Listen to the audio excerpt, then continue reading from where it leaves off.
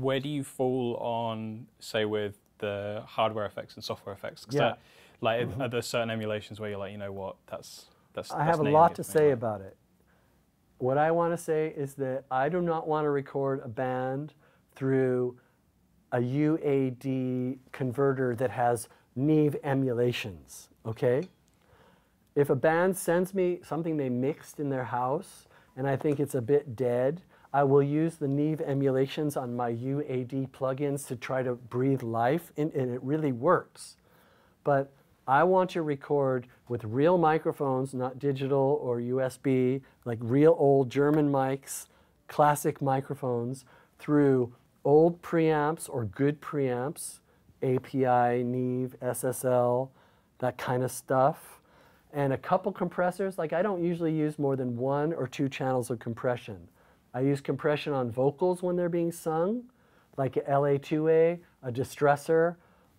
Give me one of those 2 things and I'm pretty happy. Give me a Neve, an SSL, or an Avalon and I'm happy with recording the vocals. But once that stuff is in the computer, in that analog way, analog instrument, analog human singer, analog microphone, analog preamp, analog compressor on a couple channels, then those plugins, man, that EMT 140 from UAD is a beautiful thing. The API graphic EQ from UAD, unbelievable. Like, there's so many great plugins for processing the stuff once it's in. And I love that. I love those plugins for that. But I don't want to record through plugins instead of analog equipment. You're in a position now where you've recorded with so many really great artists, produced your own work as well, and have been able to find, you know, the equipment that works for you, have the setup that works for you. But I guess when you're starting out, it's hard to know where best to put your money when you're kind of setting up your own personal studios. Sure. So, I mean, based on your experiences and like your knowledge of the equipment that's out there, where would you say people are best to spend their money, like when they're first setting up like their own personal Well, things are space? different now than they ever have been. For example, I can't just tell you get some Neve equipment and a good Neumann microphone and a Pro Tools rig, because God damn it, there's like most of the music made right now that people like and love and sell. You don't need that. You know, you could do everything you need on FL Studio and your laptop or your phone. You know, if you can see if you can see your phone small enough, I can't.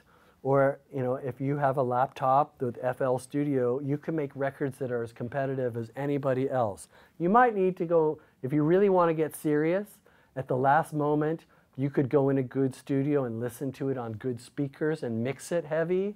And you could also have your vocalist go for 2 hours into a studio that has a U67 and a Neve and sing it like that way, you know. But even a lot of singers, you could just record it on the laptop microphone and distort the hell out of it, and you're going to be competitive with a lot of what's out there. So gear, just like technique, is all about what's your vision? What are you trying to do? So if you want to record rock and roll drums or drum set or jazz or instruments or singers, then there are certain kind of microphones and certain kinds of preamps that you really need.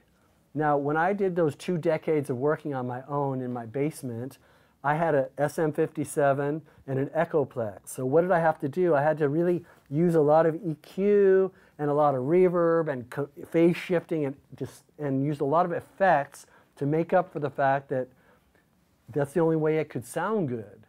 But then I learned 20 years later when I moved to New York and got in my first digital studio, wow, when I sing into this Neumann microphone through this Avalon, I just have to sing and record it and put a little compressor on. I don't need that reverb anymore. I don't need all that EQ to fix it. It just sounds like Frank Sinatra and Jimi Hendrix. It sounds like all those records I ever listened to right through just the mic and the preamp. So that's what good equipment can do. And you don't need $1 million.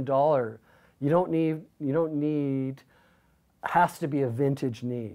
You know, there's new Neve equipment that works really good, but you need, I don't know, a U87 or U60. I don't have a U67. They're 10,000, pounds.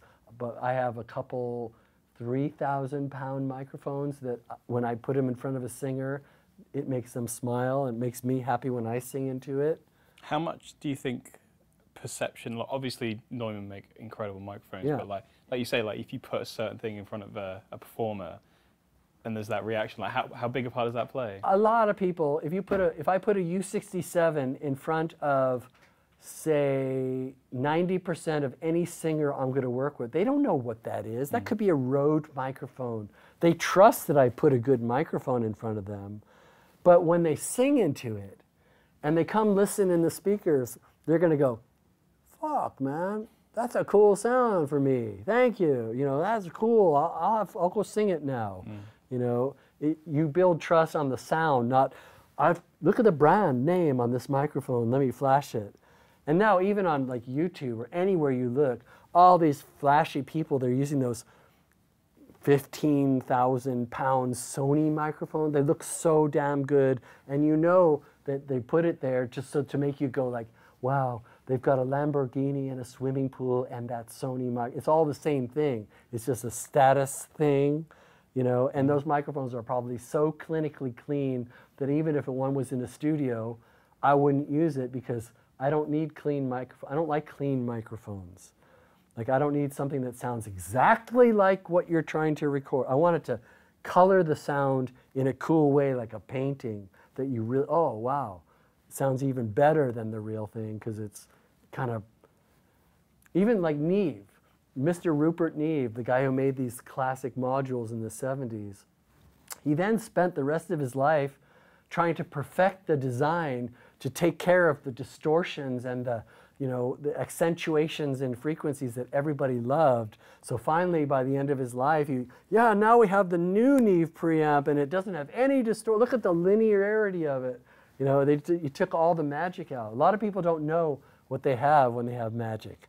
They just think it was an accident of youth and they're going to improve on the design.